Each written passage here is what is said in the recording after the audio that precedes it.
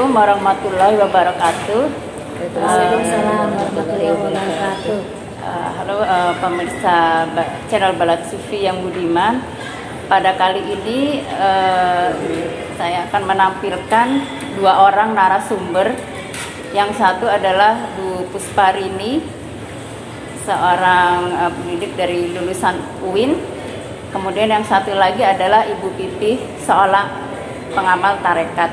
Topik wawancara kali ini adalah mengenai wali dan ulama perempuan. Mungkin pertama saya akan menanyakan kepada Bu Pusparini. Yang saya ketahui selama ini ada seorang wali perempuan yaitu Robiah Al-Adawiyah. Ya, hanya itu yang saya tahu. Apakah menurut Pusparini ada wali perempuan yang lain selain Robiah Al-Adawiyah? Kemudian mungkin bagaimana karakteristiknya dan perbedaannya dengan wali yang laki-laki?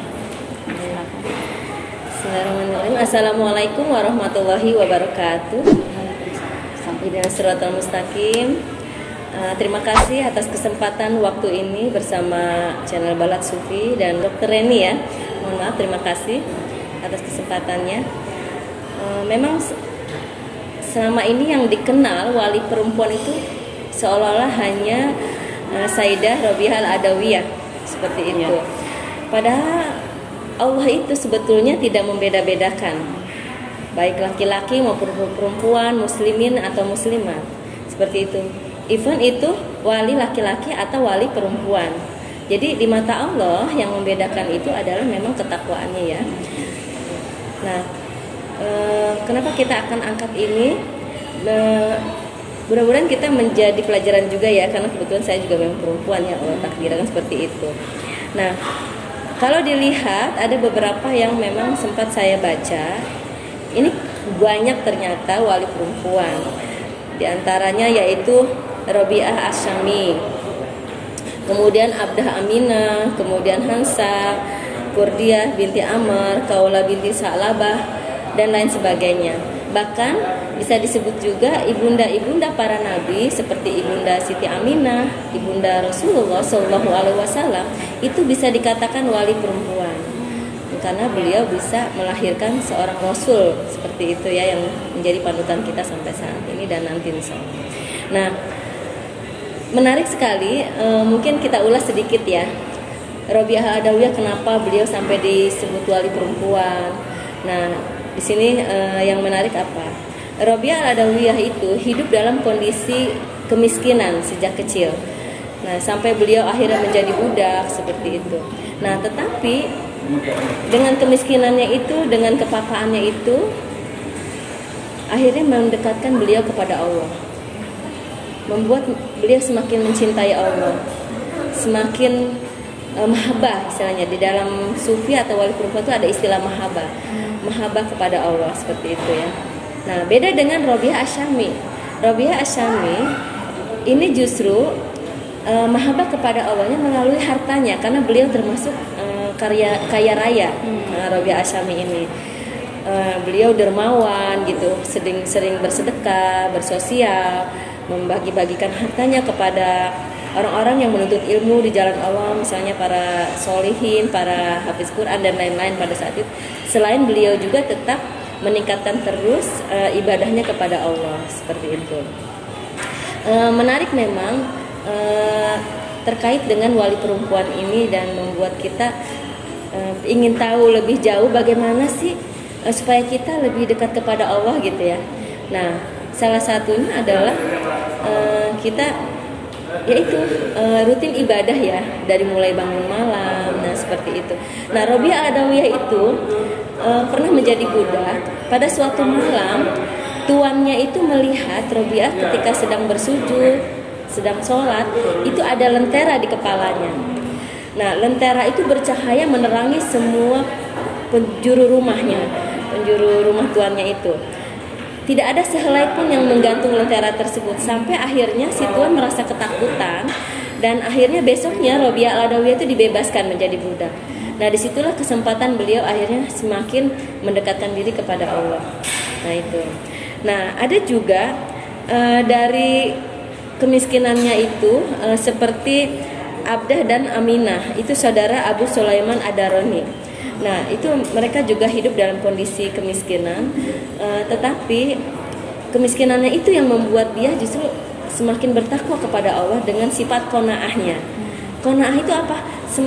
Merasa bersyukur apapun yang diberikan oleh Allah, sehingga selalu merasa puas. Makanya ada istilah ini, qanaah ini juga pelajaran untuk para sufi dan bisa mendekatkan diri kepada Allah ya.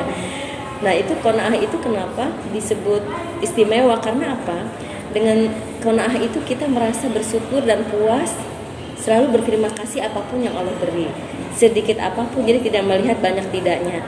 Karena ada yang bilang malah qanaah itu adalah melebihi harta apapun, seperti itu. Banyak lagi ya, seperti ini ada Ummu Al-Fatimah, perempuan kaya juga, termasuk sahabat Abu Yazid Al-Bustami. Kemudian Sayyidah Aisyah binti Ja'far As-Shadiq. Nah, ternyata Sayyidah Aisyah ini adalah putrinya Syekh Ja'far As-Shadiq, yang biasa kita sering dengar juga kalau di dalam istilah sufi atau thariqah itu beliau termasuk silsilah yang dekat dengan Syekh Abdul Qadir Jailani ya, seperti itu. Nah, kemudian ada Unaizah Al-Baghdadi, pelayan wali yang kemudian menjadi wali. Jadi dan terakhir boleh ya saya cerita, mungkin saking banyaknya ini juga waktunya terbatas ya. Kita kemarin ziarah dengan Bu Pipi. Ini Bu Pipi ini luar biasa ya, termasuk pelaku thariqah kalau saya bilang. Tidak cuma pengamat ya, tapi beliau melakukannya, merealisasikannya, bagaimana sih untuk kesucian jiwa itu kemudian sampai akhirnya bisa kita lebih dekat lagi kepada Allah, seperti itu. Jadi ada Maisoh namanya, itu di daerah Panjalu, Ciamis, perbatasan Tasik Ciamis itu ada Panjalu, itu di dekat Danau Panjalu ada itu namanya Maisoh Siti Juwaria, Umi Siti Juwaria. Beliau dimakamkan di situ, di rumahnya. Nah, kenapa beliau disebut wali perempuan pada zamannya itu beliau melakukan riyadoh, istilahnya riyadoh itu latihan ibadah yang memang mendekatkan diri kepada Allah tujuannya selama 33 tahun. Dan beliau itu melakukan sholat Iqra namanya. Itu dilakukannya setiap malam Idul Fitri. Apa istimewanya? Istimewanya yang luar biasa, yang tidak semua orang bisa melakukannya, karena walaupun cuma 2 rakaat, satu rakaat pertama membaca surah Al-Qadar sebanyak 1000 kali. Kemudian rakaat kedua membaca surah Al-Kautsar sebanyak 1000 kali. Nah, beliau kemudian puasa diam, tidak bicara selama 3 tahun, tapi tetap harus beraktivitas di pasar, karena itu tantangannya. Seperti itu, diam, tidak bicara, betul-betul sama sekali tidak bicara. Nah, beliau itu kalau misalnya mendengar hal yang buruk langsung sakit telinganya, kemudian langsung sholat taubat. Nah, selain itu, kalau menginjak tanah orang lain, ini udah tingkat tinggi ya, menginjak tanah orang lain tuh beliau sakit.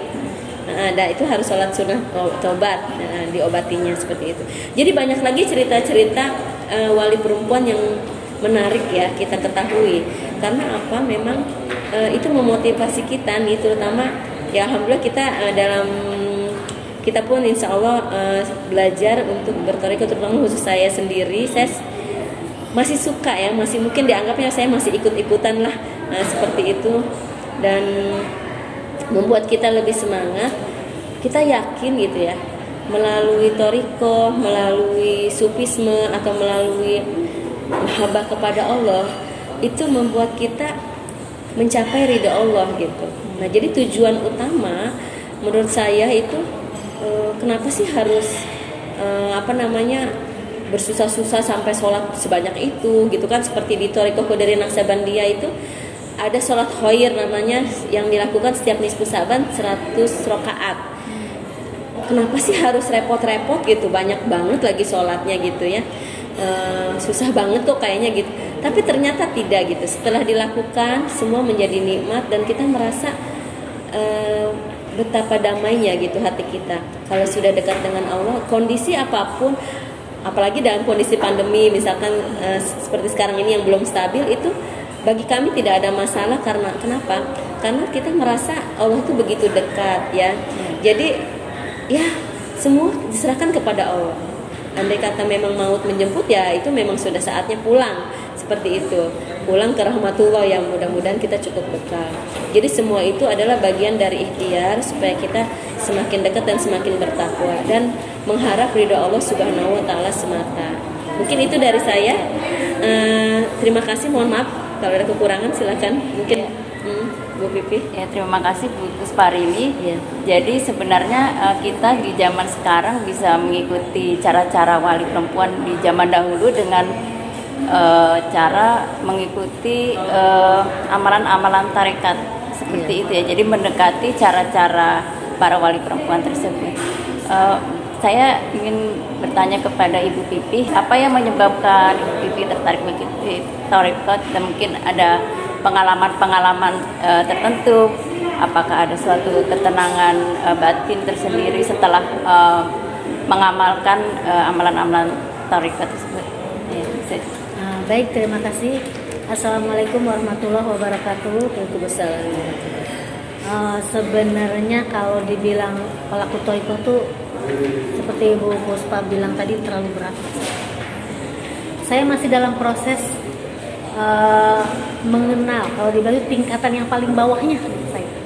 Tingkatan kan itu ada tingkatan-tingkatannya gitu ya. Nah, saya masih yang paling dasar banget. Tapi dari situ aja tuh saya merasa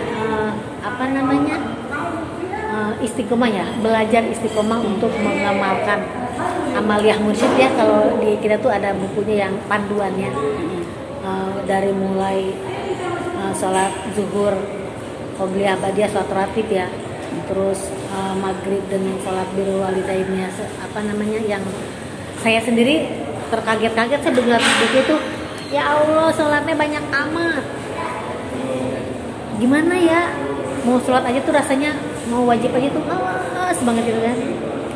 Tapi karena ya itu belajar pelan-pelan gitu ya, ternyata dulu waktu saya kalau mau sholat itu luar biasa males, lewat makanya kadang-kadang masih bolong-bolong gitu ya. Nah begitu saya ikut tarekat itu, nikmat ternyata sholat itu. Nggak ada lagi tuh kalau kita sholat tarawih itu berapa rakaat ya? Kalau di MK 23 rakaat ya. Nah itu kita bisa lebih dan itu nggak masalah gitu. Kita nikmat. Jadi sudah pada titik, ya, luar biasa. Itu karena ridho Allah, karena rahmat Allah. Kalau bukan karena rahmat Allah, itu pasti saya nggak mampu untuk melakukannya. Nikmat. Jadi ketika punya uang 10.000, alhamdulillah. Punya uang 1 juta, alhamdulillah. 200 juta, alhamdulillah. Nggak ada juga biasa aja, maksudnya nggak yang kalau dulu kan, aduh gimana ya besok mau masak, aduh gimana tuh nafsu tuh kayaknya benar-benar nggak terkendali, pengen ini pengen itu. Kalau sekarang ya pengen tapi ya sudah gitu. Terus pandemi ini kayak gini, saya ada sedikit ini ya ceritanya, saya usaha mau kena bisnis kecil-kecilan gitu ya. Sebelum pandemi karena saya pemula, saya bisa ngejual 500 piece itu saya udah alhamdulillah banget ya.